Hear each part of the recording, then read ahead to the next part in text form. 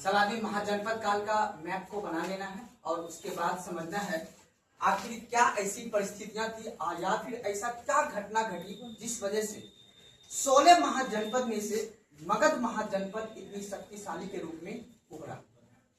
कुछ तो कारण रही होगी जिस वजह से कि मगध जो है वो शक्तिशाली के रूप में उभरा। और याद रखना है कि आपने देखा कि कुछ ऐसा महाजनपद था जिसकी 2 राजधानियां थी। उसमें से किसी का नाम पता है आपकी जिसकी 2 राजधानियां थी? कौन सा बताइए?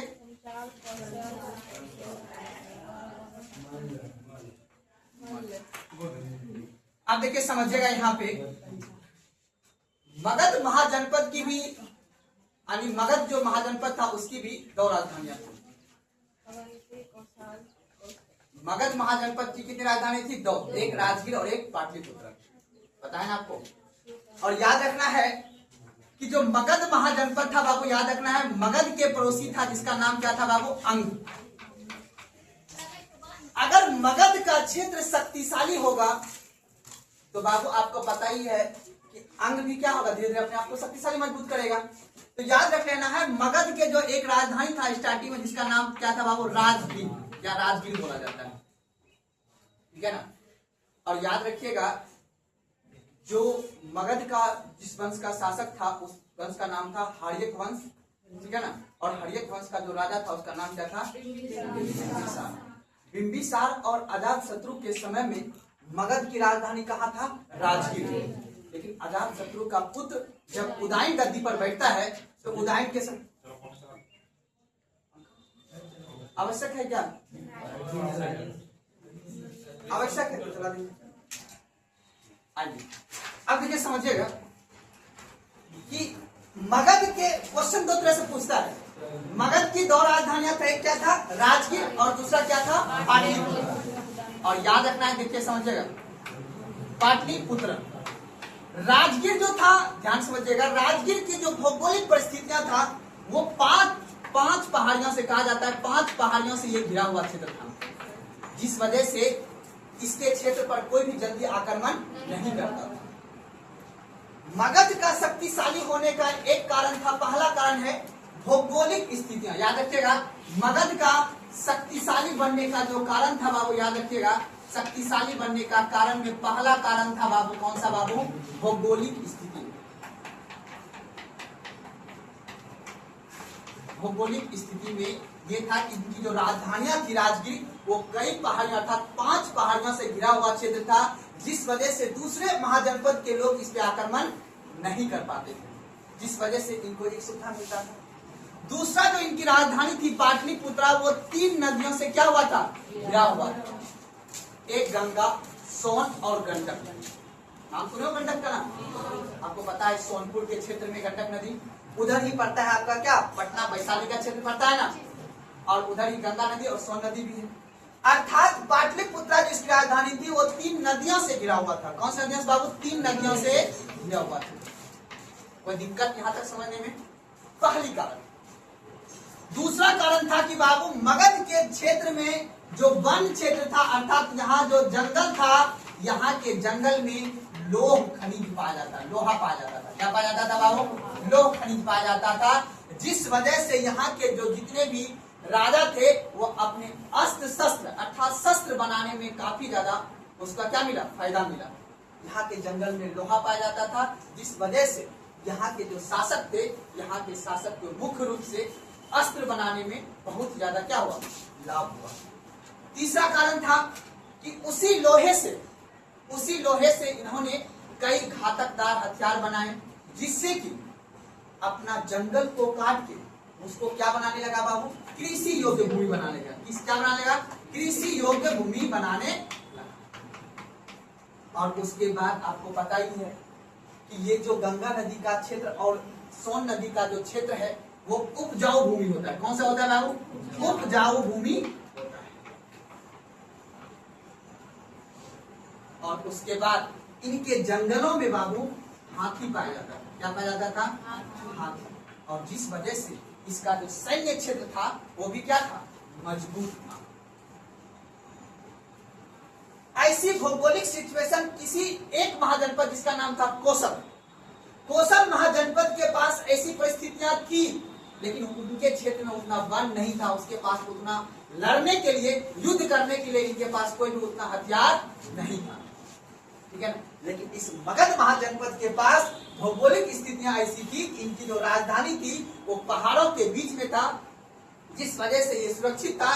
दूसरे महाजनपद को आक्रमण करने के लिए बहुत ही सामना करना पड़ता था, चुनौतीपूर्ण समस्या था, जिस वजह से इनकी राजधानी को कुछ भी नुकसान नहीं होता।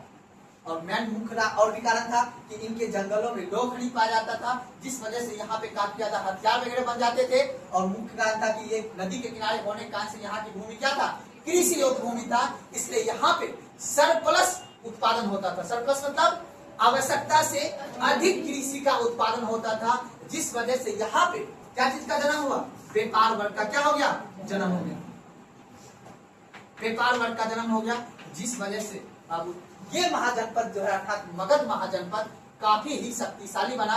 यही महाजनपद एक राज्य का निर्माण करेगा। अब देखना किस तरह से ये जो मगध महाजनपद का एक जो राजा होता है, जिसका नाम क्या है बाबू, बताओ, बिंबिसार। अब यही राजा देखना अपनी कई तरह की संधि अपना के, एक वैवाहिक संधि अपना के, मैत्रिक संधि अपना के, नैतिक संबंधी मतलब संधि अपना के, ये अपना साम्राज्य का अर्थात महाजनपद से एक राज्य का क्या करता है, निर्माण करता है। मैंने पहले भी क्लास में बताया था, देखो कल का क्लास सिर्फ इंट्रोडक्शन क्लास था, उसमें ये था कि किस महाजनपद की राजधानी क्या है और वो वर्तमान के किस क्षेत्र में है। लेकिन आज से आपको ये समझना है कि राजनीतिक सत्ता स्थापित करने के लिए अर्थात अपनी साम्राज्य को विस्तार करने के लिए किस तरह से यहाँ के राजा ने अपनी राजनीतिक दिव्य शक्ति को मजबूत करने के लिए यहाँ पे युद्ध करता है, संधि करता है कई तरह। जैसे आज हो रहा है देश में, आज आप लोग देखते हैं हम रूस से क्यों दोस्ती बना के रखते हैं, बना के रखते हैं ना उससे, ताकि मेरा व्यापार ठीक ठाक चलता है। मेरा कोई किसी अगर कोई कमजोर है तो उस पर हम क्या कर लेते हैं, आक्रमण भी कर लेते हैं। वर्ल्ड लेवल पे भी देख लो, अमेरिका अभी हर देश का आक्रमण क्यों कर लेता है, क्योंकि दूसरे देश कमजोर रहता है। ठीक उसी प्रकार मगध जो उस समय महाजनपद था बाबू, मगध महाजनपद जो है अपने भौगोलिक क्षेत्र का फायदा उठा के, वहां के खनिज संसाधन का फायदा उठा के, कृषि योग्य भूमि था क्योंकि वहां पे हर व्यक्ति अमीर था तो अच्छा टैक्स मिलता होगा राजा को, और उसके बाद अंत में उसके पास हाथी भी था, जिस वजह से अपना सुरक्षा सही से कर पाता था। और जब वो अंग पे और आवंती पे जब वो आक्रमण किया, याद रखना है कौशल को, ठीक है ना, और क्रू को, ठीक है, कौशल और क्रू को उन्होंने विवाह के आधार पर था वैवाहिक संधि अपनाकर उसको क्या कर लिया, अपने अधीन कर लिया। लेकिन अपने पड़ोसी अंग को, ये जो अंग है, अंग को अपने में आक्रमण करके मिलाया है, मैं पढ़ाऊंगा आगे। आजाद शत्रु इसको आक्रमण करता है और आक्रमण करके इसको क्या कर लेता है, अपने अधीन कर लेता है। और अंत में याद रखना है मगध साम्राज्य का शक्तिशाली होने का एक और कारण है कि इसके गद्दी पर जो बैठा था वो योग्य शासक था। कौन सा बाबू था, योग्य शासक बैठा हुआ था, अर्थात पढ़ा लिखा शासक बैठा हुआ था, जिस वजह से ये अपना साम्राज्य को विस्तार करने में महत्वपूर्ण भूमिका निभाएगा।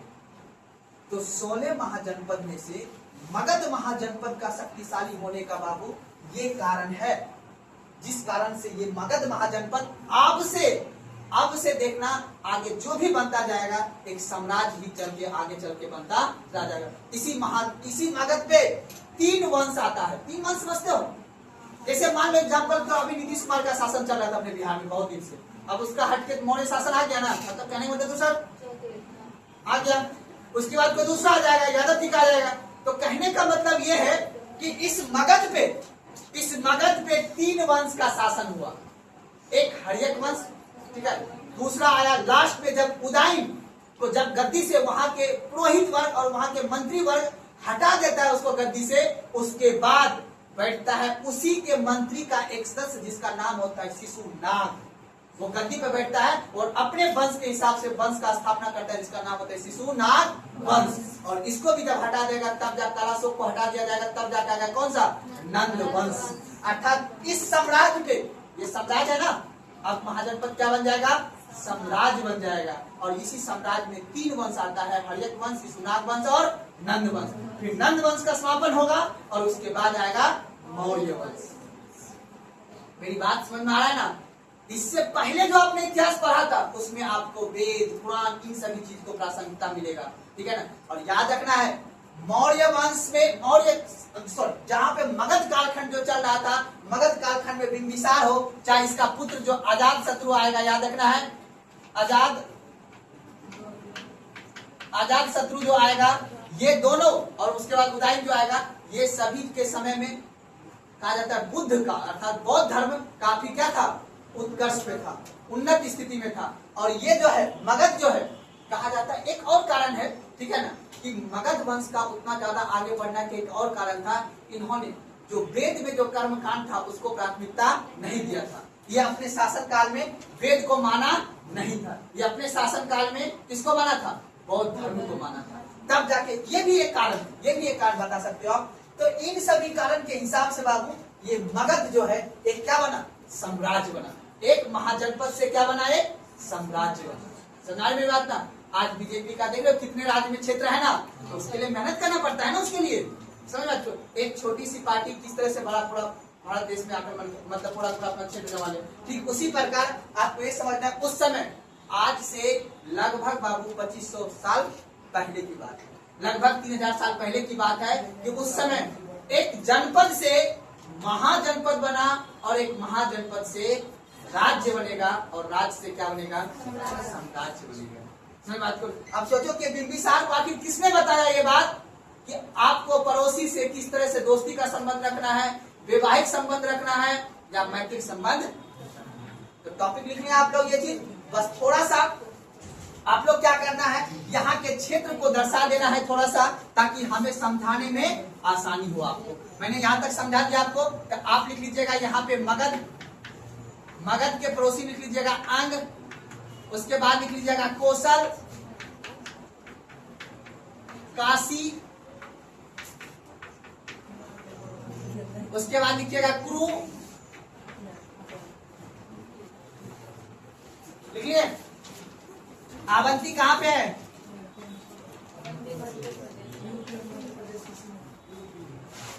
इन सभी चीज को लिख लीजिए, ताकि अब याद रखना है, जब भी किसी चीज को पढ़ना है, जो भी साम्राज्य को पढ़ना है, तो पहला मैप बनाना होगा साम्राज्य का क्षेत्र, ताकि आप भौगोलिक पृष्ठभूमि को समझ सके।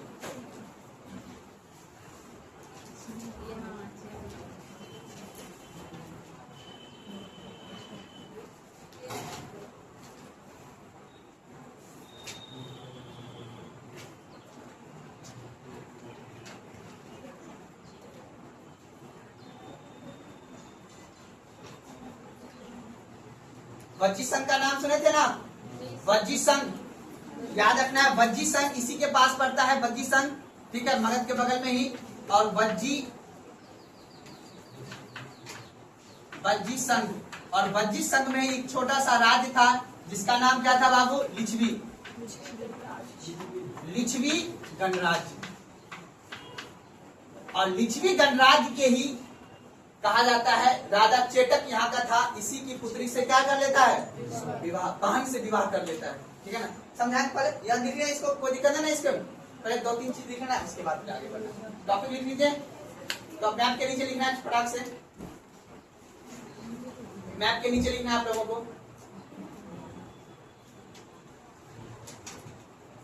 टॉपिक लिख हैं, मगध साम्राज्य का उत्कर्ष, इसके नीचे लिखिएगा, इसका सर्वप्रथम उल्लेख, इसका सर्वप्रथम उल्लेख किसका, मगध साम्राज्य का, इसका सर्वप्रथम उल्लेख, इसका सर्वप्रथम उल्लेख अथर्ववेद में मिलता है, इसका सर्वप्रथम उल्लेख अथर्ववेद में मिलता है, तथा इसका सर्वप्रथम उल्लेख अथर्ववेद में मिलता है, तथा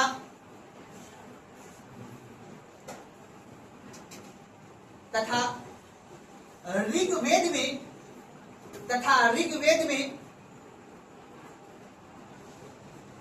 इस क्षेत्र मतलब मगध के क्षेत्र को, ऋग्वेद में इस क्षेत्र को कीकट कहा जाता था। क्या में पूछता है, क्या नहीं पूछता है ना, इस क्षेत्र को लिखेगा, ऋग्वेद में इस क्षेत्र को कीकट कहा जाता है, उपजाऊ भूमि वाला क्षेत्र को कीकट कहा जाता था ऋग्वेद में। एग्जाम में पूछता है। तथा ऋग्वेद में इस क्षेत्र को कीकट कहा जाता है। अगला पॉइंट लिखिएगा। महाभारत एवं पुराण के अनुसार, ये ग्रंथ का नाम है, ठीक है ना। महाभारत एवं पुराण के अनुसार, महाभारत एवं पुराण के अनुसार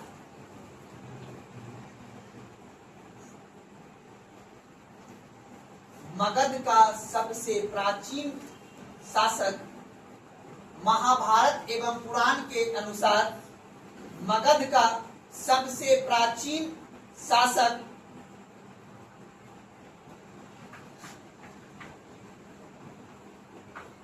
वीर्यरथ,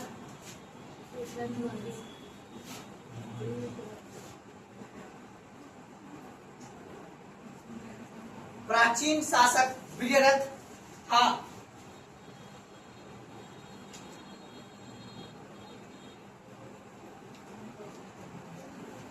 अगला पॉइंट, बौद्ध एवं जैन ग्रंथ के अनुसार, स्रोत समझ रहे हो ना, स्रोत साक्ष्य इसको बोला जाता है, किस साक्ष्य के आधार पर। तो बौद्ध एवं जैन ग्रंथ के अनुसार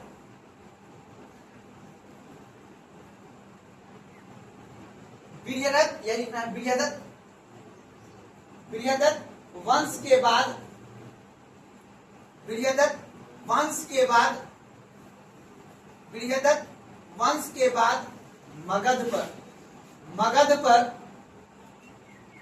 मगध पर हर्यक वंश का, हर्यक वंश का, हर्यक वंश का सत्ता स्थापित हुआ, हर्यक वंश का सत्ता स्थापित हुआ।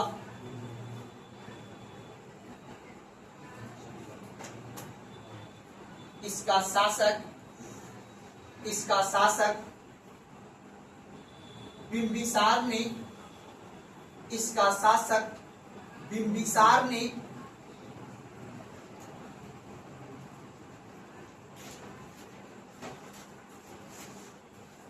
कई महाजनपद को जीतकर, कई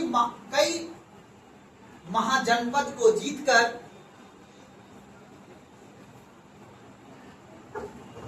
मगध साम्राज्य का नींव रखी, कई महाजनपद को जीतकर मगध साम्राज्य का नींव रखी। अब याद रखना है, एक वर्ड लिखा जा रहा है, क्या है? साम्राज्य, ठीक है ना।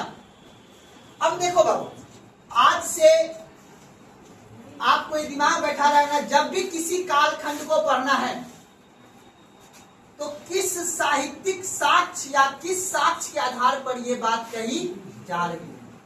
आपने देखा महाभारत और पुराण के ग्रंथ के आधार पे मगध में जो पहला शासक था वो कौन था बाबू? वीर्यरथ था। बौद्ध ग्रंथ और जैन ग्रंथ के अनुसार कही गई कि वीर्यरथ के बाद जो शासक बना मगध का वो कौन बना? हर्यक वंश। और जिसका पहला शासक कौन था? बिंबिसार। अब जो हम आपको बातें बता रही हैं ये हमारे मन की नहीं है, वो इतिहास के ग्रंथ के आधार पे है। चाहे वो बौद्ध ग्रंथ हो, चाहे वो जैन ग्रंथ हो, चाहे वो महाभारत हो, चाहे वो पुराण हो, चाहे वो वेद हो। आपने देखा कि हमारे अथर्ववेद में मगध का उल्लेख मिलता है और ऋग्वेद में इस मगध के क्षेत्र को क्या कहा जाता है? कीकट कहा जाता है। यहां तक में कोई दिक्कत समझने में नहीं। अब इतिहासकार, ठीक है ना, कुछ अनुमान लगाया है, आखिर ये मगध ही शक्तिशाली क्यों बना? तो टॉपिक लिखिएगा, मगध का शक्तिशाली महाजनपद होने का निम्न कारण। मगध महाजनपद का, ऐसे लिखिएगा, मगध महाजनपद का, मगध महाजनपद का शक्तिशाली होने का निम्न कारण पूछा जा सकता है कभी स्टेटमेंट के लगा के, ठीक है ना।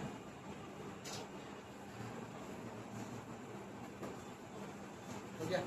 थोड़ा सा आप लोग मुंडी को ऊपर कीजिए। और अच्छा एक बात आप लोग हमको बताइए, ठीक है, हम ये बात को 3 दिन से सोचते सोचते हमको हो गया लगभग 76 घंटा, अभी तक इसका जवाब नहीं मिला है। हम सोच रहे हैं ये बातें आप लोग के समकक्ष रखी जाए। अच्छा हमको ये बताइए, अभी जो हम लोग तैयारी कर रहे हैं कंपटीशन एग्जाम का, थोड़ा टॉपिक से हट के बात है, 5 मिनट चलेगा, टॉपिक को सुनिएगा और हो सके तो आपने लगे तो उसको इम्प्रूवमेंट। अभी जो हम लोग तैयारी कर रहे हैं, हर चीज सोशल मीडिया अर्थात हर चीज संसाधन उपलब्ध है, तब पर भी इतना सिलेक्शन रेशियो कम क्यों?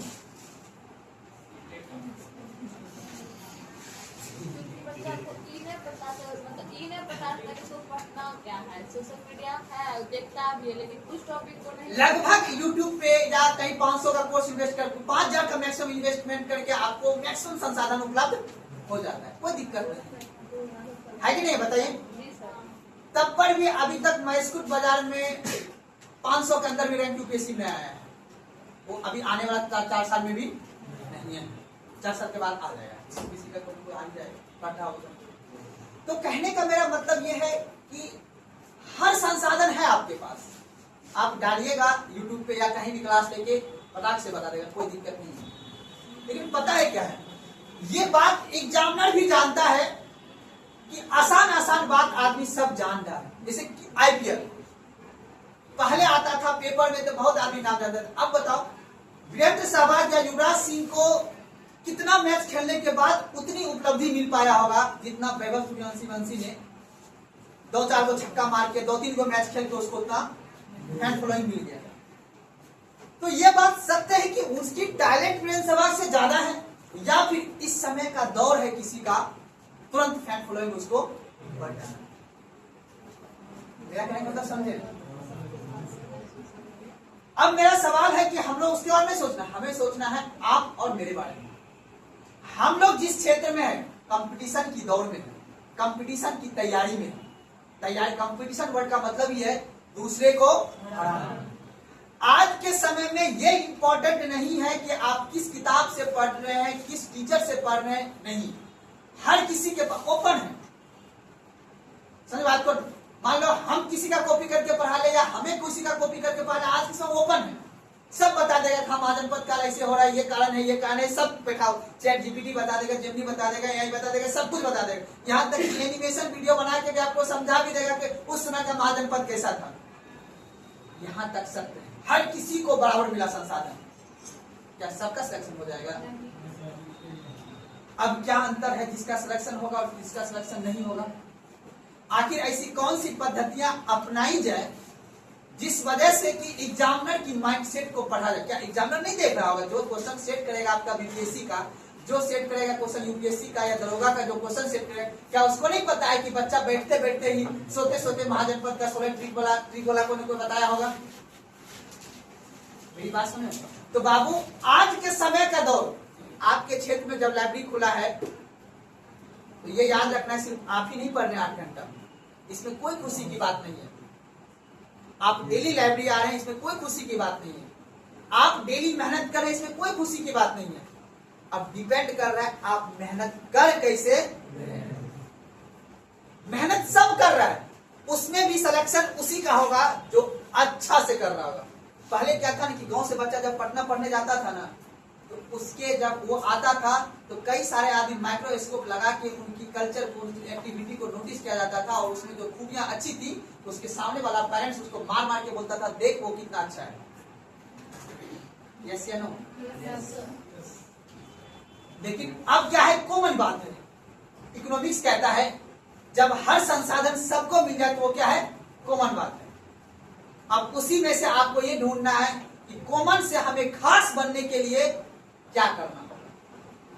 तो बाबू याद रखना है, अब आज के समय में आ गया, हम जिस भी टॉपिक को पढ़ें, उस टॉपिक को पढ़ने से पहले आपको क्या पढ़ना है, कितना पढ़ना है, उसको याद रखना है, और उससे किस तरह का क्वेश्चन पूछा जा सकता है। ये नहीं हम जो पढ़ा ये तो मेरा माइंडसेट है ना, इससे किस तरह का क्वेश्चन बनेगा वो एग्जामिनर का माइंडसेट है। महाजनपद काल हम टॉपिक पढ़ा रहे हैं, मगध साम्राज्य का उत्कर्ष, ये मैंने इतिहास बताया है, ये मेरा मूल्यांकन है, मेरा विचारधारा है। एग्जामिनर का विचारधारा से क्वेश्चन बनता है, उसको अधिकार संविधान में दिया है या उसको सरकार ने अधिकार दिया है कि आप इन लाखों के भीड़ में से कुछ बच्चा को छांटने के लिए ऐसा क्वेश्चन बनाइए जिससे कि समझ सके कि इतनी भीड़ में से ये व्यक्ति काबिलियत है कि नहीं है। तो एग्जामिनर के माइंडसेट के आधार पे आपको जानना होगा कि हमें एग्जाम कैसे निकालना है। तो बाबू, एग्जामिनर का माइंडसेट समय के अनुसार बदल रहा है। क्या है? अब आपको, अगर आप दरोगा का एग्जाम दीजिएगा तो आपको बाबू लगभग आपको स्टेटमेंट वाला क्वेश्चन पूछेगा, इससे रिजल्ट बनेगा। हम बच्चा वाला बात नहीं करेंगे कि जाओ पूछेगा अच्छा बताओ गौतम बुद्ध का जन्म कब हुआ था, ये सवाल अगर पूछेगा तो वैसा 10 को सवाल रहेगा, सबको आएगा वो 10 सवाल, उससे रिजल्ट नहीं बनेगा। आपका अगर स्टेटमेंट वाला सवाल 30 को पूछा है तो बाबू इसमें से जिसका रिजल्ट बनेगा उसका भी सही होगा 20 को 15 को, तो आपका भी सही होना चाहिए कम से कम 15 को 12 को। तब आप कॉम्पिटिशन के दौर में है, या तो कुछ नंबर से चुकेगा या तो कुछ नंबर से पास हो जाइएगा।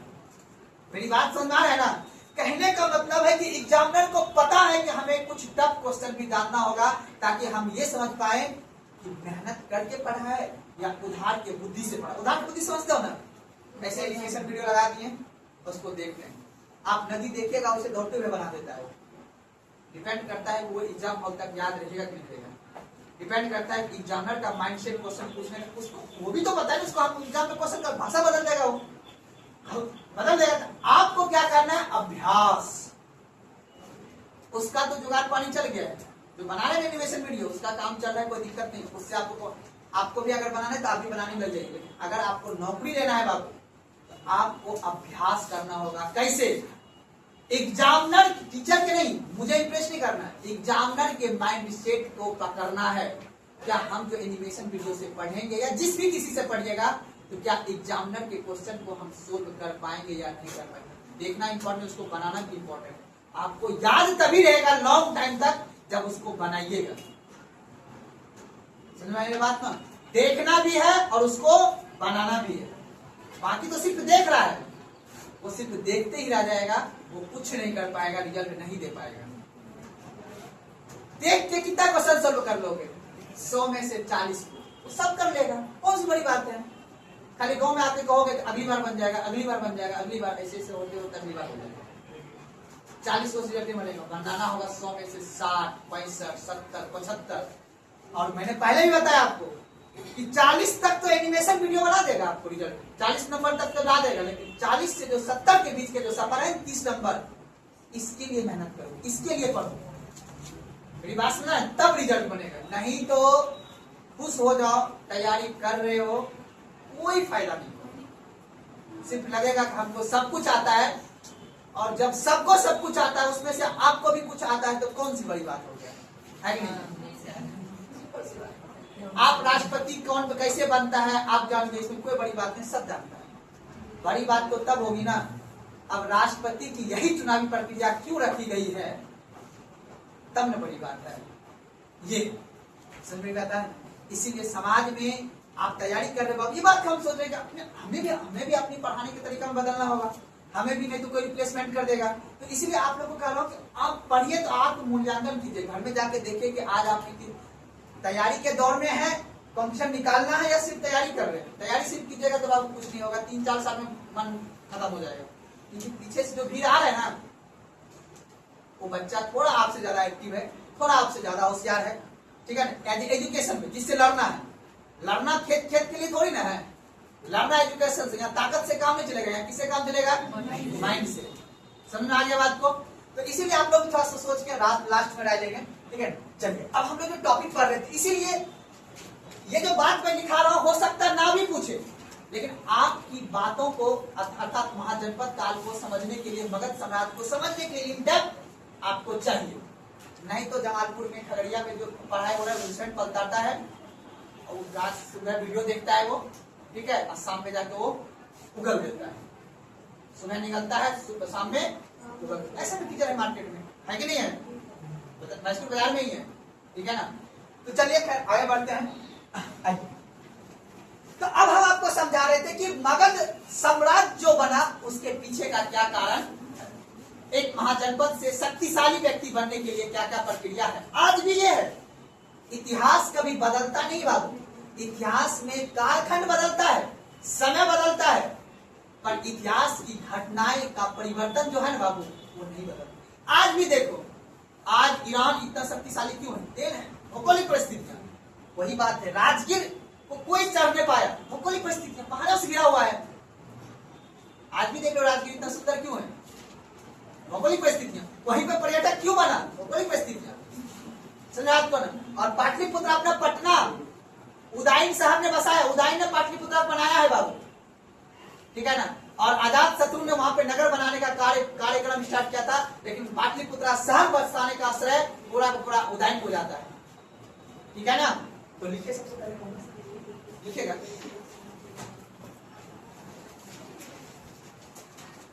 मगध की भौगोलिक स्थिति, मगध की भौगोलिक स्थिति, मगध की भौगोलिक स्थिति सामरिक दृष्टिकोण से,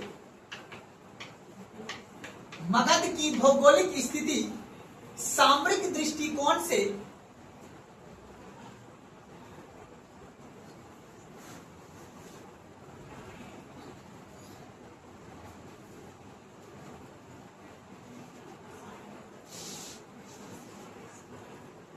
महत्वपूर्ण था।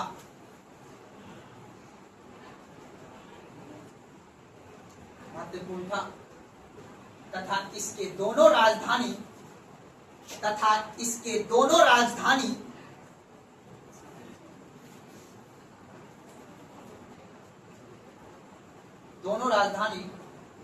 फुल स्टॉप दे दीजिएगा।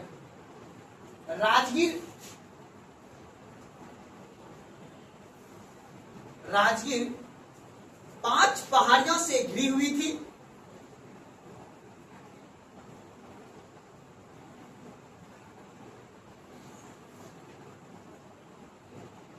तथा पाटलिपुत्र 3 नदियों से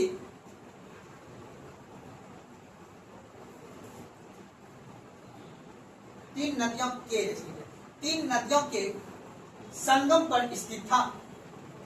3 नदियों के संगम पर स्थित था। ब्रैकेट में गंगा, सोन, गंडक, ब्रैकेट में गंगा, सोन, गंडक।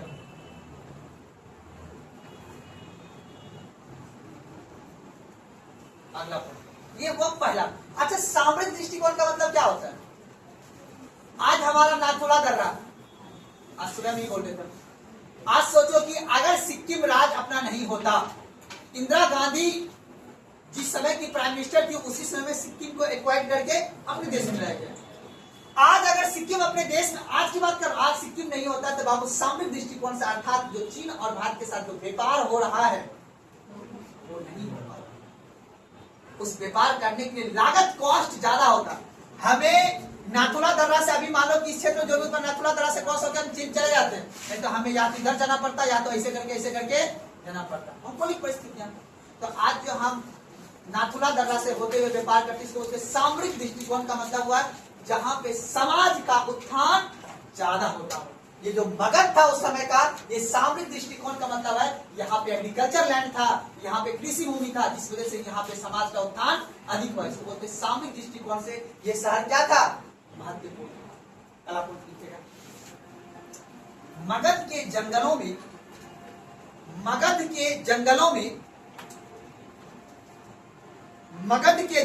में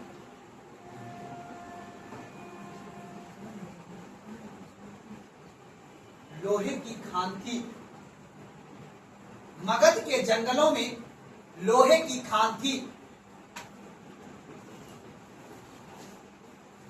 जो शस्त्र बनाने के लिए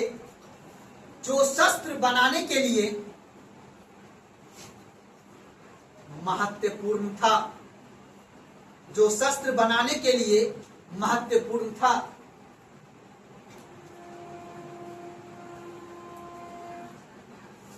तथा इसके जंगलों में हाथी पाए जाते थे।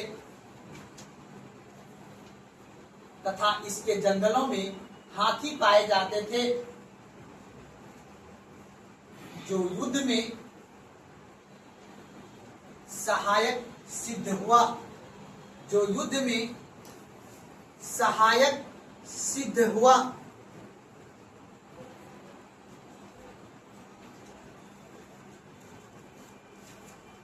अल्लाह। मगध का क्षेत्र बहुत ही उपजाऊ भूमि था। मगध का क्षेत्र बहुत ही उपजाऊ भूमि था।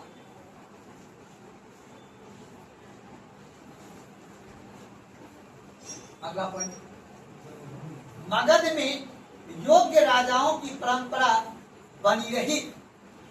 मगध में योग्य राजाओं की परंपरा बनी रही।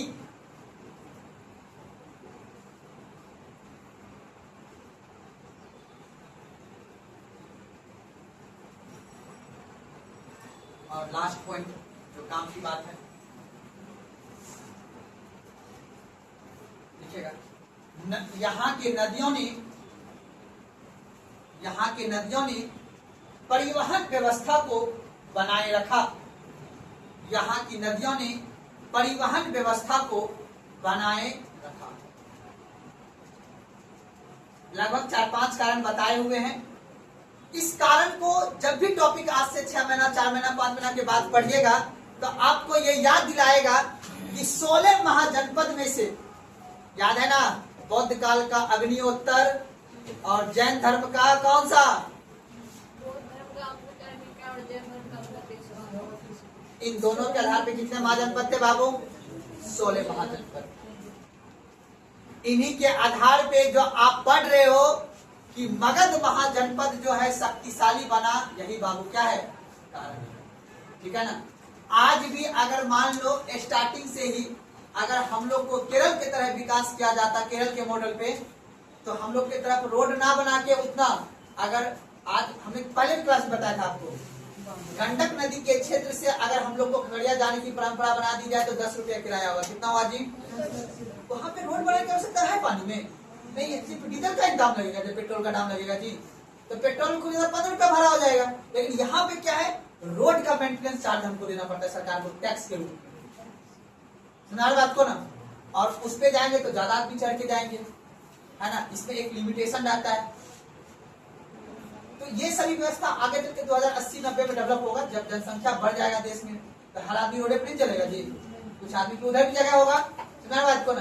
तो कम से कम मिट्टी बालू सीमेंट जो है ना, खगड़िया से लेके यहाँ अपने क्षेत्र में खास करके नैनपुर तक बना देता, जहां तक गया हुआ है उस क्षेत्र में। सुना बात को ना। ये गिट्टी बालू सीमेंट और कपड़ा और सब्जी, ठीक है, ये 3-4 चीज जो है ना, अगर उससे परिवहन किया जाए तो इसकी जो महंगाई जितनी वस्तु की मांग, मतलब तो मांग, जनसंख्या बढ़ेगा तो मांग बढ़ेगा ऑटोमेटिक। या तो जनसंख्या कम कर लीजिए, अगर जनसंख्या कम नहीं कर पा रहे तो उसके विकल्प ढूंढना पड़ेगा ताकि देश में उतना महंगाई ना हो सके। तो हर वस्तु का दाम तो परिवहन से चार्ज पड़ता है, तो परिवहन व्यवस्था को कम करने के लिए दूसरा विकल्प आपको ढूंढना पड़ेगा, तभी कुछ हो पाएगा। तो सोचो तुम देवघर जाने के लिए आप सुल्तानगंज से जाते हो उस पार जी, जब जाते में जाते हो, सुल्तानगंज के नाम नहीं सुने हो? आप बताओ, इस पार से उस पार जाने के लिए 9 है ना वहाँ पे, क्यों ये सुविधा दिया गया? बाबा ने बुलाया है। कौन बुलाया है? और जिसकी नाम है वो कौन है? बाबा।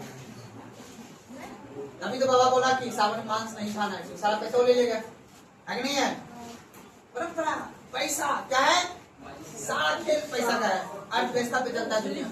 इतिहास हमने कहा है, इतिहास का था। देखो अब इतिहास में देखना, अगर कोई बात संधि से देखना, एक अभी राजा आएगा बिंबिसार। बिंबिसार क्या करता है, कौशल के जो राजा था प्रसेनजीत, उसकी बहन से, महाकोशला से शादी कर लेता है। कौन? बिंबिसार। फिर क्या होता है, बिंबिसार के जो पुत्र होते हैं अजातशत्रु, ध्यान सुनिएगा, अजातशत्रु वो एक बुद्ध का एक बुद्ध का चचेरा भाई था जिसका नाम था देवदत्त, ठीक है ना। देवदत्त के बहकावे में आके अजात शत्रु ने अपना पिताजी को बंदी बना के मार देता है। अब इससे गुस्सा जाता है कौन? महाकोसला, वो भी दुख में होकर उसका भी देहांत हो जाता है। अब पता चलता है किसको? प्रसेनजीत को, अरे मेरा जीजा को मार दिया, है ना जी। अब फिर से वो काशी वापस ले लेता है, कौन? जो दहेज में दिया था बिंबिसार को। अजात शत्रु को गुस्सा बढ़ जाता है, कहता अरे हमारा दहेज में दिया हुआ कैसे ले सकता है? तब जाके मगध में और कौशल में फिर दोनों में क्या होता है? अजात शत्रु और राजा प्रसेनजीत में क्या होता है? युद्ध प्रारंभ हो जाता है और इसी युद्ध में हरा देता है किसको? प्रसेनजीत को। फिर दोबारा युद्ध होता है, फिर इस बार जीत जाता है प्रसेनजीत, फिर उसको बंदी बनाता है अजात शत्रु को। फिर बोलता है ऐसे नहीं मानोगे, लो हमारी पुत्री से तुम क्या कर लो? सब शादी करो। उसका पुत्री का नाम होता है बजीरा, पढ़े होंगे आपको इतिहास में। और बजीरा से शादी कर लेता है कौन? अजात शत्रु।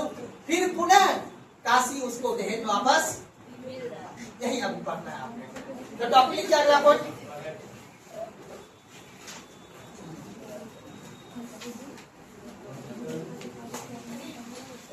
टॉपिक लिखिएगा हर्यक वंश। टॉपिक लिखिएगा उसके नीचे हर्यक वंश। हाँ, हर्यक वंश 544 से 412 ईस्वी तक, ईसा पूर्व तक हर्यक वंश। और हर्यक वंश में लिखना है सबसे पहले आपको क्या बाबू?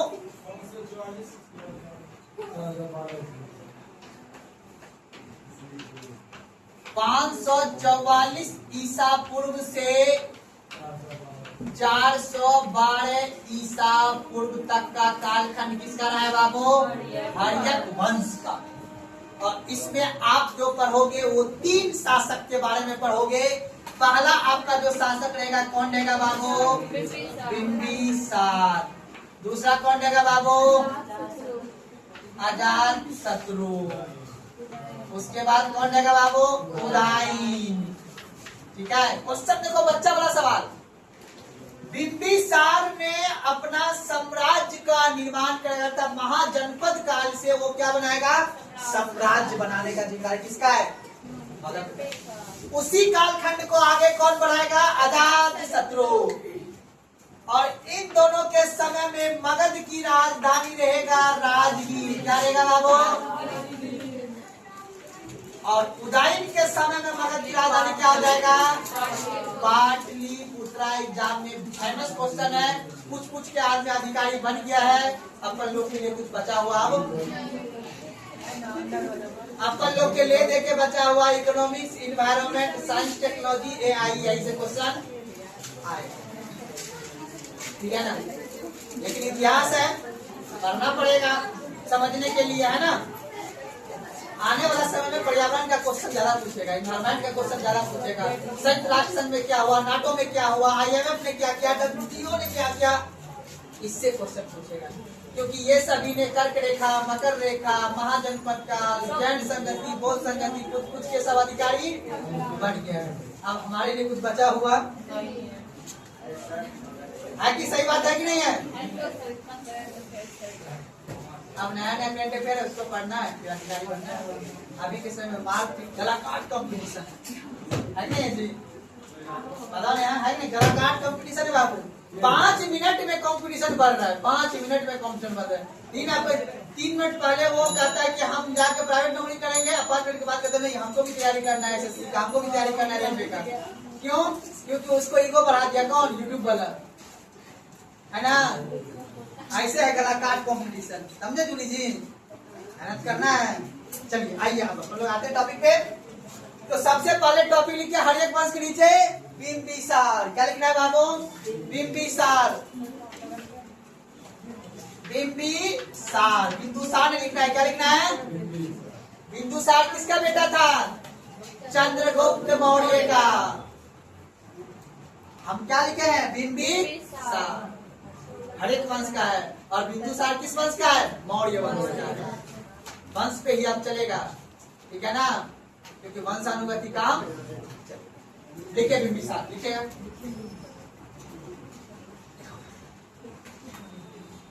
आरसी बात नहीं, आरसी भंडारकर का मानना है, Bhandarkar, RC Bhandarkar, RC Bhandarkar, RC Bhandarkar का मानना है कि बिंबिसार पहले, आरसी भंडारकर का मानना है कि बिंबिसार पहले लिच्छवी गणराज्य का सेनापति था। आरसी भंडारकर का मानना है कि बिंबिसार पहले लिच्छवी गणराज्य का सेनापति था।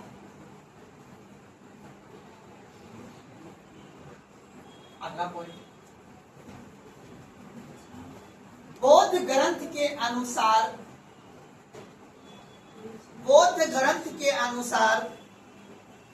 बिंबिसार का पिता, बौद्ध ग्रंथ के अनुसार बिंबिसार का पिता बोधिस्था, बिंबिसार का पिता बोधिस्था, जो राजगीर का शासक था, जो राजगीर का शासक था।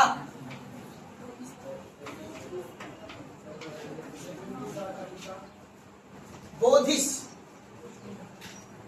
जो राजगीर के शासक था, इसने 15 वर्ष की आयु में, इसने 15 वर्ष की आयु में बिंबिसार को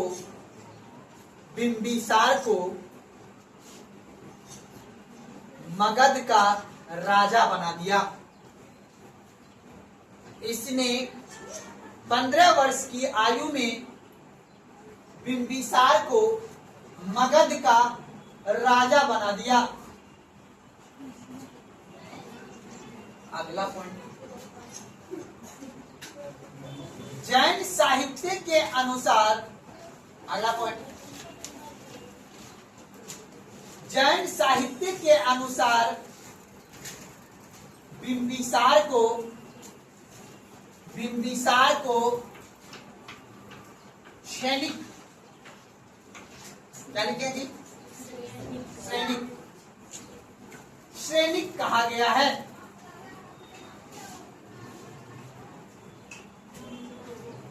ये था सम्राट चौधरी का परिचय, मतलब बिंबिसार का ये क्या था, परिचय।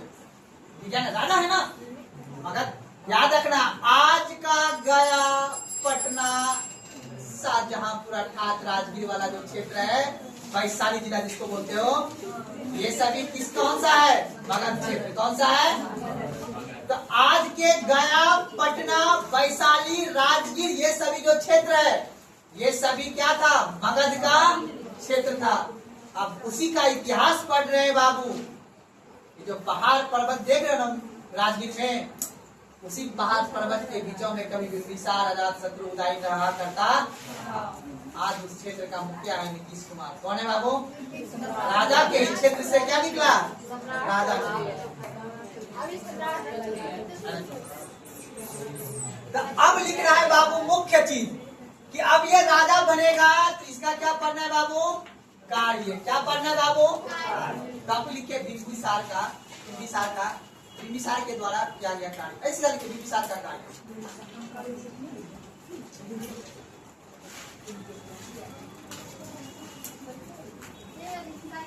देखिए सबसे महत्वपूर्ण बात, एग्जाम में फेमस है ये, पूरा प्राचीन से लेके, ठीक है ना, पूरा प्राचीन से लेकर आजादी तक में इसी को कॉपी किया आदमी। पहला राजा है ना, याद रखना इतिहास का पहला जिसने सम्राट का स्थापना किया, जिसका नाम क्या हुआ, बिंबिसार। इसके द्वारा किया गया कार्य आगे चल के लिए वो प्रेरणादायक का काम करेगा। कैसे, देखो इसने बोला कि अगर हमें बनाना है क्या चीज बाबू, सम्राट। किसका निर्माण करना है, हमें बड़े से भूभाग का अगर मालिक बनना है तो हमारे पास कई तरह की नीति होना चाहिए। नीति मतलब पॉलिसी होना चाहिए। जैसे आज का बीजेपी सरकार अगर चुनाव वोट से नहीं जीतेंगे तो कोर्ट से जीतेंगे, कोर्ट से नहीं जीतेंगे तो ईडी से जीतेंगे, ईडी से नहीं तो वही बात है। यहाँ पे देखो, अभी उस समय के राजा जो थे बोला अगर हमें साम्राज्य बनाना है तो पहले करेंगे कूटनीति। पहले क्या करेंगे? कूटनीति का सहायता लेंगे। कूटनीति समझते हो? कूटनीति बुद्धि नहीं जानते हो? तब तक प्यार करेंगे जब तक हम शक्तिशाली नहीं है। जब शक्तिशाली बनेंगे तो आप पसंद नहीं, कोई और पसंद। इसको बोलते हैं कूटनीति। इसको क्या बोलते हैं? कहानी के माध्यम से समझो मेरी बात को। अभी हमको ये बता, हमारा देश एकदम तलवार के नोक पे चलता है। हम अमेरिका से भी दोस्ती रखते हैं, रूस से भी दोस्ती रखते हैं। सुना बात को ना? वक्त पे आता है तो मोदी जी को फोन करके बोलता है कि ये काम क्यों? क्योंकि हम मध्य में हैं। बात को ना उतना ताकतवर है कि हम किसी को आंख दिखा सके, ना उतना कमजोर है कि हमको भूटान पूछा के बोल दे, है ना? वही बात है कूटनीतिक बुद्धि। जब शक्तिशाली होंगे, जब लौटेगा अपना भी अखंड भारत, तब अपना भी विश्व में प्रचंड लहराएंगे। कभी कभी तो दुनिया आएगा। अभी दुनिया है अमेरिका का और चीन का। हम लोग भी मेहनत कर रहे हैं, आएंगे नंबर 1 इकोनॉमिक्स। तब जब आएगा तब हमारे यहाँ भी WTO की जगह होगा ITO, इंडियन बनाएंगे, है ना? जैसे वर्ल्ड ट्रेड ऑर्गेनाइजेशन है ना जी, देश आजाद हुआ दोनों वाशिंगटन DC में, IMF भी बना और वर्ल्ड बैंक भी बना। समझ बात को ना? ये दोनों कहाँ है? Washington DC। पता होगा आप लोगों को क्यों? अमेरिका वाला जो युद्ध में हार गए हो उस लो पैसा लो हम देते हैं आपको। वर्ल्ड बैंक का स्थापना किया, इतना लोन दिया, आज सब उसके कर्जे तले चले हुए हैं। ठीक है, संजोग हम लोग हैं, लोग कर्जा नहीं लिए, ठीक है ना? नहीं तो नेहरू जी कर्जा ले लेते हैं तो फिर हम लोग गुड निरपेक्ष में नहीं होते। फिर आज हम भी या तो पूंजीवादी होते या तो समाजवादी होते। खैर उस समय की बात है। तो समझो बाबू का पहला क्या लगाएंगे जी? कूटनीति। क्या लगाएंगे? कूटनीति। कूटनीतिक से बात नहीं बनेगा, तब बनाएंगे नैतिक दबाव। क्या बनाएंगे जी?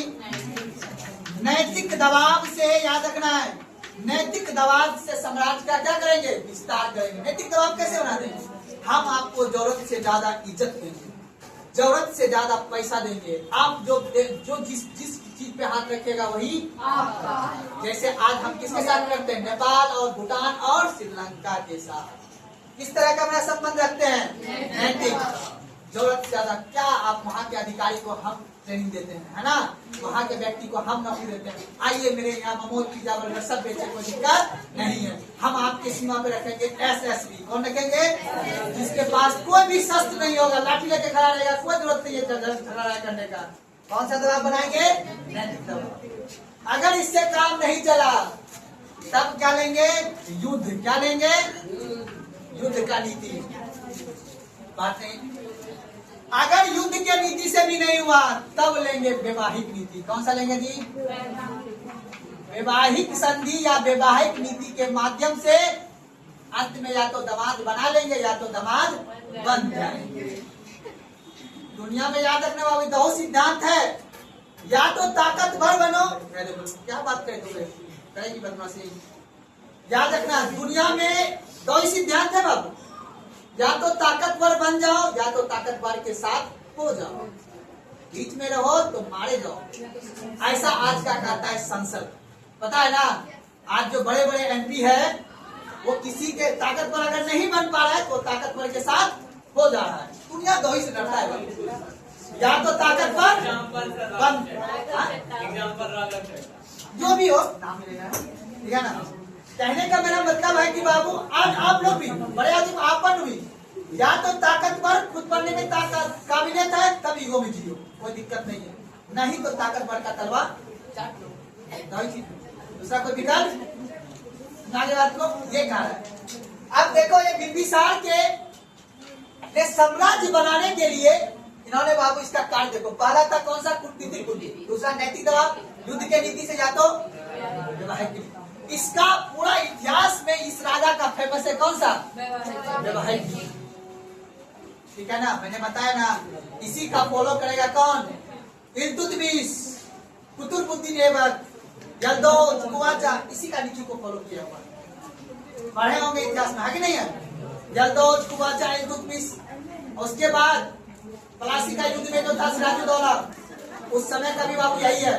वैवाहिक संधि को अपना के साम्राज्य को अपने अधीन, यही है मगध, जहाँ पे कहता है पहुना, कहता ना जी जीजा जी। लेटेस्ट मॉडल आ गया, पहले पहुना, उसके बाद आया मेहमान, उसके बाद आया जीजा जी, उसके बाद आया जीजू।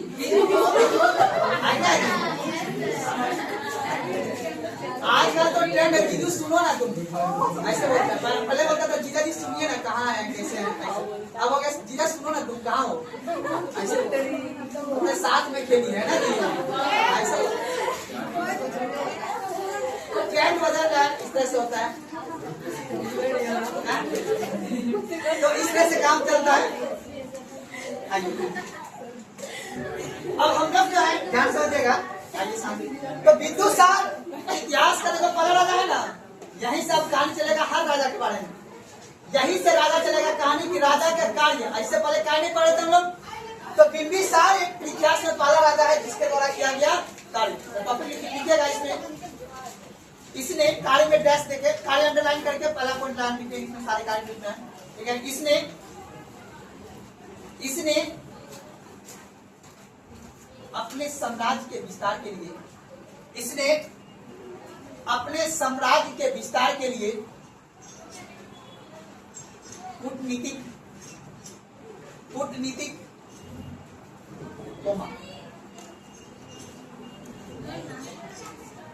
नैतिक दबाव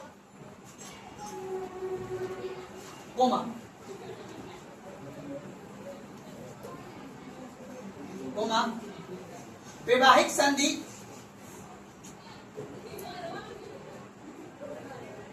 वैवाहिक संधि एवं युद्ध के नीति से इन्होंने अपना साम्राज्य का विस्तार किया।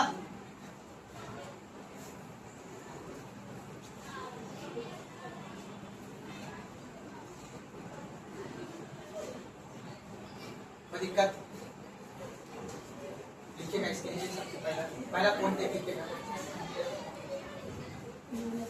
बिंबिसार लिखिएगा। बिंबिसार वैवाहिक नीति को अपनाकर, बिंबिसार वैवाहिक नीति को अपनाकर, बिंबिसार वैवाहिक नीति को अपनाकर कौशल लिच्छवी गणराज्य एवं लिच्छवी गणराज्य एवं कुरु महाजनपद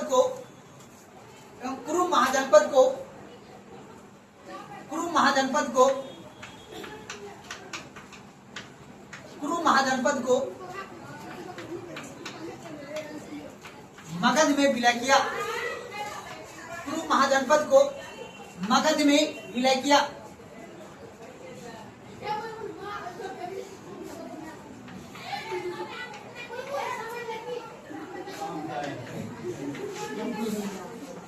एक कौन था बाबू? कौशल महाजनपद। एक कौन था बाबू?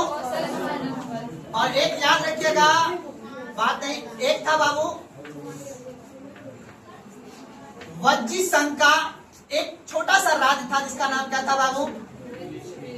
लिच्छवी गणराज्य। कौन था बाबू? और उसके बाद याद रखिए कौन था बाबू? कुरु कहाँ बाबू? पंजाब के क्षेत्र में। कहाँ पे बाबू? सुना तो ना। अब याद रखिएगा कौशल महाजनपद का राजा कौन था बाबू? परसेनजीत। कौन था बाबू? परसेनजीत। और इसकी बहन कौन था बाबू? महाकोसला। बहन कौन था बाबू? महाकोसला।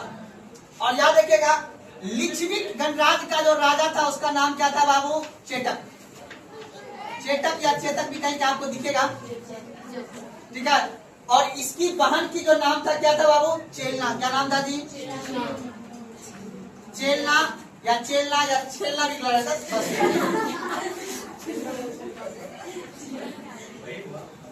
ठीक है ना। कोई दिक्कत समझने में। और याद रखिएगा कुरु का जो शासकी था उसका नाम था कुरु का, जिसका नाम था क्षेमा। क्या नाम था जी?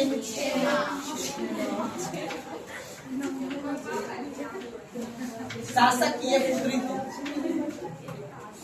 अब ये तीनों से एक ही राजकुमार क्या कर लेता है, अलग अलग समय पे क्या कर लेता है, शादी कर लेता है। उसका नाम क्या है? बिंबिसार। क्या बोले? आम्रपाली कौन सा है? उसमें आएगा। वो आप बजीरा आगे से बताया, वो अगला क्वेश्चन में है। आधा शत्रु पढ़ेंगे तब, अभी तो बिंबिसार पढ़े, वो बजीरा अलग है। कौन सा? कौन बताइए, बोलिए। कौन सी? कौन सा क्षेत्र जीता था उससे? लेकिन है हिस्ट्री में चर्चा की, मतलब पिता का भी रही थी, पुत्र का भी पत्नी तो उनके पास हो सकते हैं, लेकिन इतिहास में हम उसी बात की चर्चा करेंगे जिसकी कोई साक्ष्य हो, है कि नहीं है? अब ये थोड़ी लिखेंगे बिंबिसार कितने नंबर की चप्पल पहनता था। मतलब ये है कि पिता की भी हो रही थी, फिर पुत्र का भी। क्या बोले? ये तो लिखे हैं, सही है ना? लिख लीजिए, इसके बता लीजिएगा। वैवाहिक संबंध में राजा का नाम, ठीक है। उसके बाद नीचे बिंबिसार लिख लीजिएगा, बस। वैवाहिक संबंध, हाँ बस ऐसे लिख लीजिएगा, समझने में आसानी रहेगा। अब लास्ट में लिख लेना है, इनसे शादी करके, इन सभी से शादी करके तीनों महाजनपद को अपने विलय कर लिया।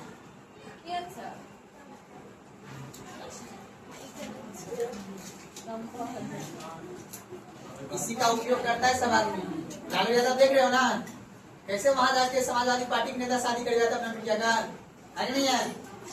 तो वैवाहिक संधि पता है ना, साम्राज्य का विस्तार करना है तो वैवाहिक संधि अपना पे।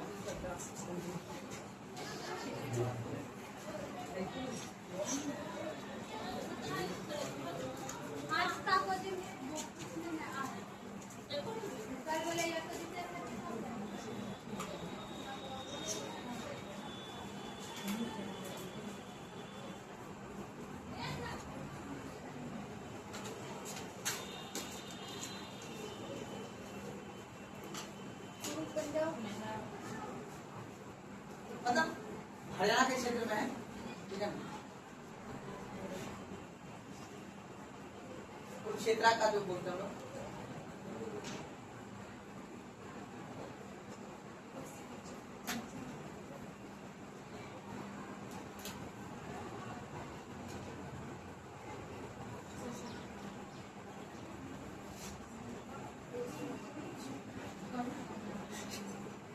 नीचे बिंबिसार लिख देना है।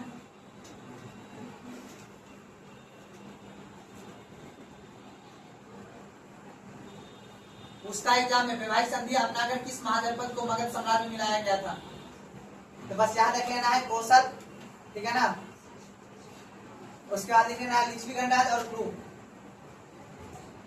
और उसके बाद आवंती और अंध को कूटनीतिक और युद्ध के कूटनीति देखना, अपना वैध जीवक को भेज के क्या कर लेगा, वही हुआ मतलब लिखा है मैंने, बोलते कूटनीतिक बुद्धि। हॉस्पिटल के बेड और जेल के गेट पे जब कोई मिल रहा है तो समझना वो कुछ और आपसे चाह रहा है उससे बड़ा, ठीक है ना। यहाँ तो लड़की हो तो इम्प्रेस करने के लड़का गया हुआ है, ठीक है ना। सारा खेल तो इम्प्रेस का ही है, परफेक्शन का। लिख लिया? क्या हुआ ग्रीस? बोल रहा है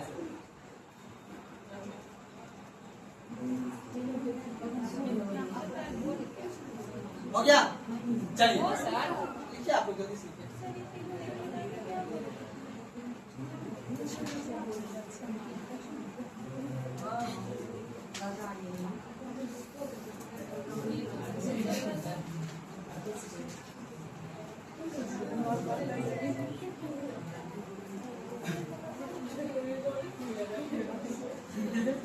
लिखिएगा।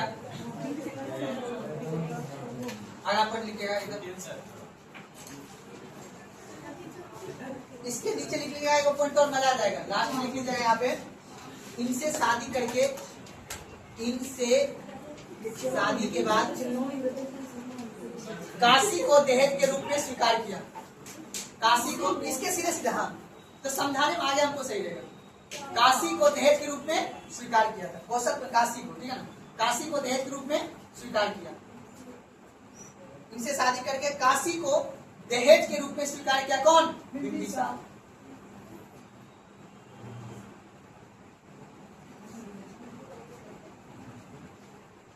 काशी को दहेज के रूप में स्वीकार किया।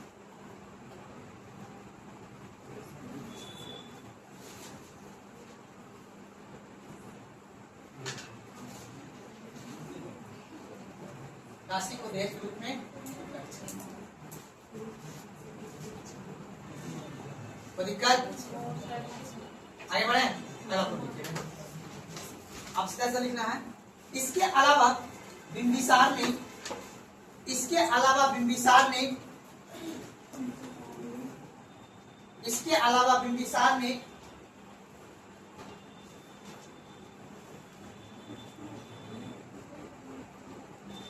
आवंती, इसके अलावा बिंबिसार ने आवंती और गंधार को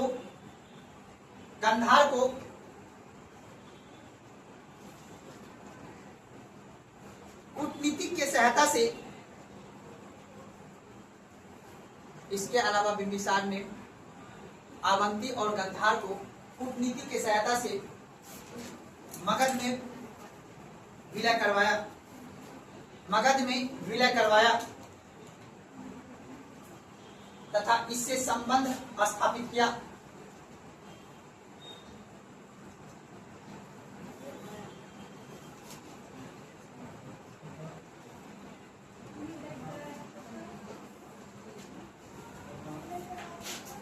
चलिए आप लिखिएगा,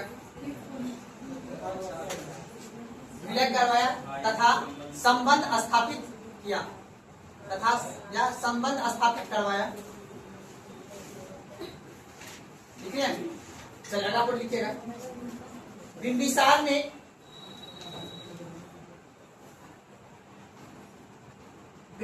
ने अंग पर आक्रमण करके, बिंबिसार ने अंग पे आक्रमण करके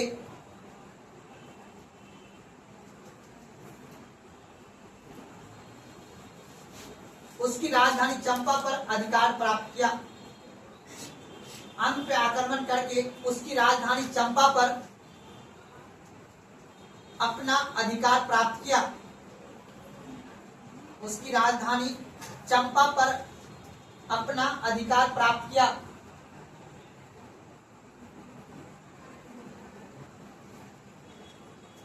तथा वहां का राजा, वहां का उपराजा तथा वहां का उपराजा अजात शत्रु को बनाया, अजात शत्रु को बनाया, अजात शत्रु को बनाया।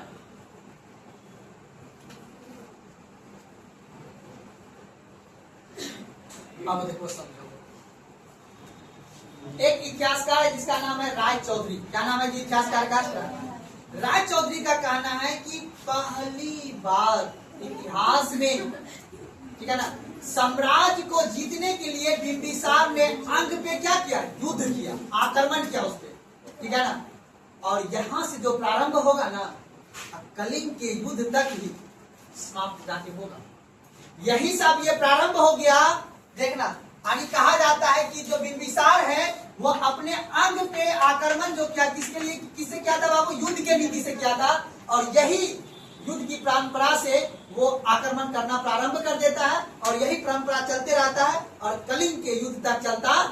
कलिंग के युद्ध पता है ना, अशोक के द्वारा जो किया गया था, और उसमें इतना नरसंहार होता है जिस वजह से आदमी को ये लग जाता है कि ना, कि अब सत्ता के एवज में अर्थात साम्राज्य को विस्तार करने के लिए इतना युद्ध नहीं करना चाहिए। आज भी देख लो, जिसमें द्वितीय विश्व युद्ध हुआ था तो परमाणु बम की दशा हुआ था ना जी, तब जाके अमेरिका बोला कि नहीं अब कोई परमाणु बम के साथ कोई युद्ध नहीं करेगा। तो कहने का मतलब राय चौधरी इतिहासकार का कहना है कि बिंबिसार पहला ऐसा शासक था जो अपना साम्राज्य विस्तार के लिए युद्ध किया। देखो ये संधि तपर भी ठीक है, मैत्रिक संबंध ठीक है, कूटनीतिक संबंध ठीक है, उसमें किसी का जान माल का हानि नहीं होता है, लेकिन आप किसी के संप्रभुता पे आक्रमण करके युद्ध करके आप किसी क्षेत्र को अपने अधीन कर रहे हो, तो ये तो बहुत नाइंसाफी है कि नहीं है। लेकिन इतिहासकार कहता है कि यहाँ से बिंबिसार ने एक नया नीति का जन्म दिया, जिसको क्या बोला, युद्ध का नीति, और जिस वजह से अपना साम्राज्य को उन्होंने क्या किया, विस्तार। तो युद्ध के नीति से किसको अपनाया बाबू, अंग। किसको अपनाया, अंग महाजनपद को, जिसकी राजधानी चंपा पे अपना अधिकार कर लिया, और चंपा पे अधिकार के वहां के उपराजा किसको बना दिया, अजात शत्रु को। लिखिएगा उसी के नीचे राय चौधरी के अनुसार, राय चौधरी के अनुसार, इतिहासकार का नाम है, ठीक है ना। राय चौधरी के अनुसार, राय चौधरी के अनुसार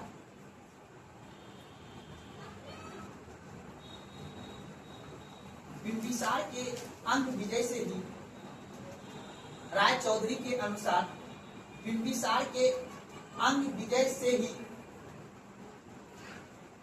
बिंबिसार के अंग विजय से ही मगध के राज्य का विस्तार, मगध के राज्य का विस्तार, मगध के राज्य का विस्तार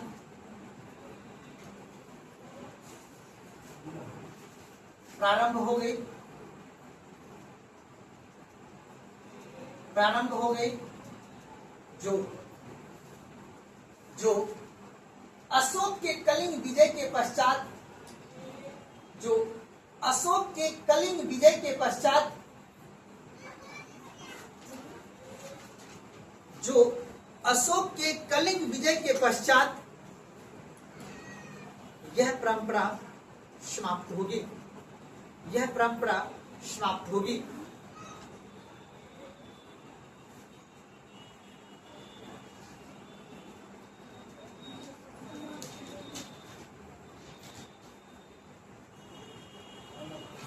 दिक्कत अलापन लिखिए, तो आप लिखिएगा अन्य कार्य, बिंबिसार का अन्य कार्य, छोटा मोटा भी कार्य किए हैं, ये राजगीर शहर को बनाया है किसने, बिंबिसार ने। अन्य कार्य लिखिए, अन्य कार्य,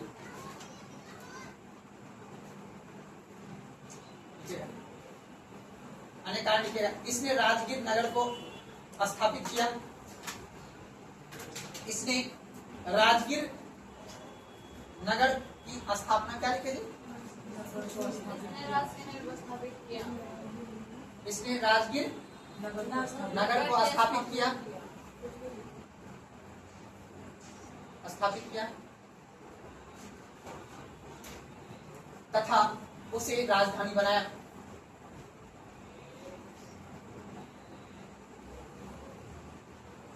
अगला पद, इस नगर का वास्तुकार मतलब बनाने वाला, इस नगर का वास्तुकार महागोविंद, इस नगर का वास्तुकार महागोविंद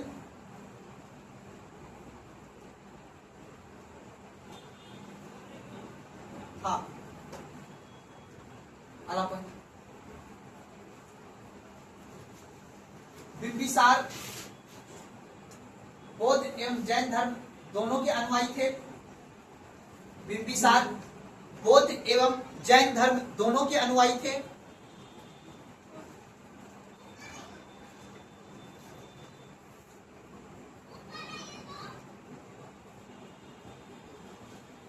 तथा इसने बुद्ध के निवास के लिए, तथा इसने बुद्ध के निवास के लिए बेनुबन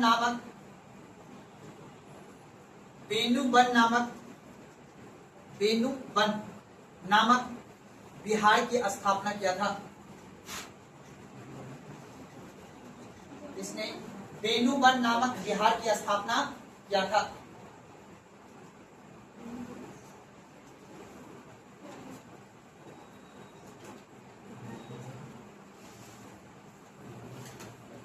कोई दिक्कत है ना? बेनू बन पता है, बताए थे बुद्ध काल में भी। आप नहीं बताए, नहीं बताए। चलिए अगला पॉइंट क्या देखिएगा। अब आ गया अंतिम दिन किसका? बिंबिसार का। अब बिंबिसार को जो करना था इन्होंने कर लिया। इतने सारे शादियां कर लिए, इतने सारे साम्राज्य को अपने में मिला लिया। अंत में बैठा हुआ था कौन? चंपा में एक व्यक्ति बैठा हुआ था जिसका नाम था अजात शत्रु। अजात शत्रु याद रखना है। अजात शत्रु कहाँ का राजा था बाबू? ये चंपा का उप राजा था। क्या था बाबू? चंपा का उप राजा था। और याद रखना है, और इसका जो घनिष्ठ दोस्त था वो घनिष्ठ दोस्त था गौतम बुद्ध के चचेरे भाई देवदत्त। कौन था बाबू? गौतम बुद्ध के चचेरे भाई कौन था बाबू?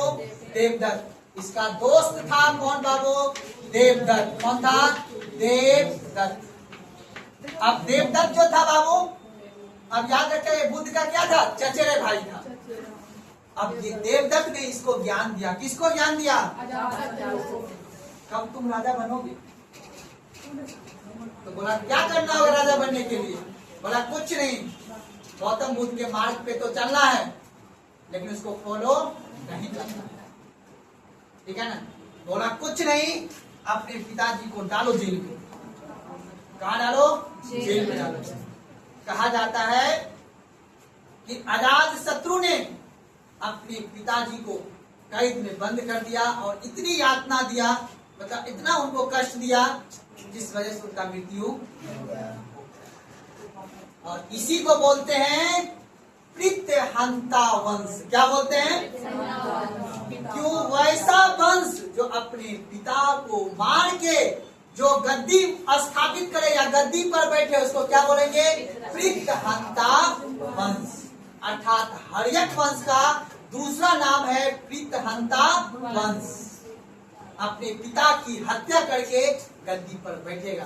ठीक उसी प्रकार अजात शत्रु को भी उदयन क्या करेगा? मार के गद्दी पर बैठेगा। ठीक उसी प्रकार उदयन को चाकू मार देगा। उपदेश सुन रहा था वो, कहाँ पे? जैन गृह में, बताऊंगा आगे। वहां उपदेश कर रहा था और उसी के मंत्री ने चाकू भोग दिया और मार दिया। बोला अब से आएगा शिशुनाग वंश। कौन सा आएगा? सर लेकिन इस वंश का अंतिम शासक नाम दशक है नाग दशक, ठीक है ना? वो आगे समझाऊंगा, कुछ ग्रंथ का डिबेट है वहां पे, समझाऊंगा आगे चल के। लेकिन आप याद रखना है कि अब देखना अजात शत्रु किसके कहने पे अपना पिताजी को जेल में कैद किया था? गौतम बुद्ध के चचेरे भाई देवदत्त के कहने पर अपने पिताजी को कैद में बंद कर दिया और जिस वजह से उसको यातना देख उनकी क्या हो गया? मृत्यु हो गया। और इसी बिंबिसार का याद रखना है, इसी बिंबिसार की जो पत्नी थी कौन? महाकोसला। कौन था? महाकोसला। बाबू टेंशन में इनकी भी क्या हो गई? मृत्यु हो गया। जैसे इनकी मृत्यु हुआ, इनका भाई कौन? राजा प्रसेनजीत, वो क्रोधित हो गया। क्या हो गया? मेरे जीजा जी को मार दिया और मेरी बहन भी टपक पड़ी। अब बोलेगा प्रसेनजीत कौन? वही काशी। मैप याद है ना? नक्शा बगल में क्वेश्चन है। और प्रसेनजीत याद रखना है। प्रसेनजीत बाबू वो क्या करेगा? बोलेगा हमने तो तुम्हें को काशी दहेज में दिया था, वो क्या करो? हमको वापस करो। और जैसे वापस करने की बात करता है अजात शत्रु को आ जाता है गुस्सा। फिर अजात शत्रु वही परंपरा को फॉलो करता है जो परंपरा ने उसके पिताजी ने अंग को जीतने में क्या था? कौन सी नीति? युद्ध की। टॉपिक पॉइंट है लिख लेना है, उसके बाद टॉपिक खत्म हो जाएगा। अजात शत्रु के फिर कल पढ़ेंगे। लीजिए फटाक से लिखिएगा।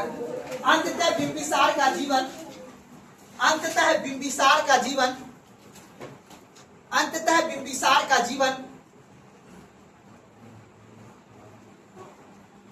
दुखद था। अंततः बिंबिसार का जीवन दुखद था क्योंकि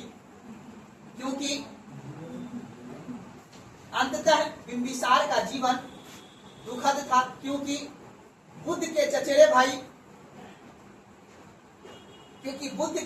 भाई देवदत्त के बहकावे में आकर बुद्ध के चचेरे भाई देवदत्त के बहकावे में आकर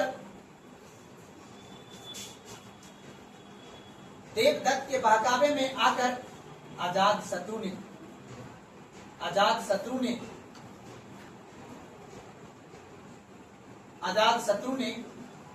अपने पिता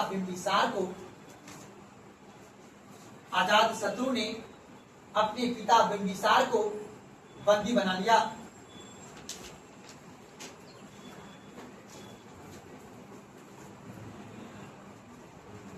तथा भीषण यातना देकर मरवा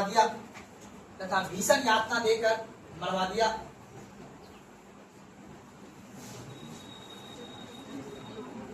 चलिए अगला टॉपिक लिखिए, अजात शत्रु या अजात, देखिए तो होता है, ठीक है ना, तो जो आकर तो अजात शत्रु होता है इसे।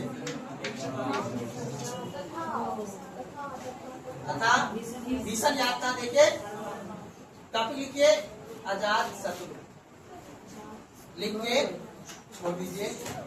कल मिलते हैं, ये लड़का ने क्या क्या किया था, अजात शत्रु, ठीक है ना। देखो अब जो कहानी चलेगा इतिहास का, यही चलेगा कि साम्राज्य को पाने के लिए किस तरह से इतिहास काम करता है, ठीक है। बंद कीजिए जी।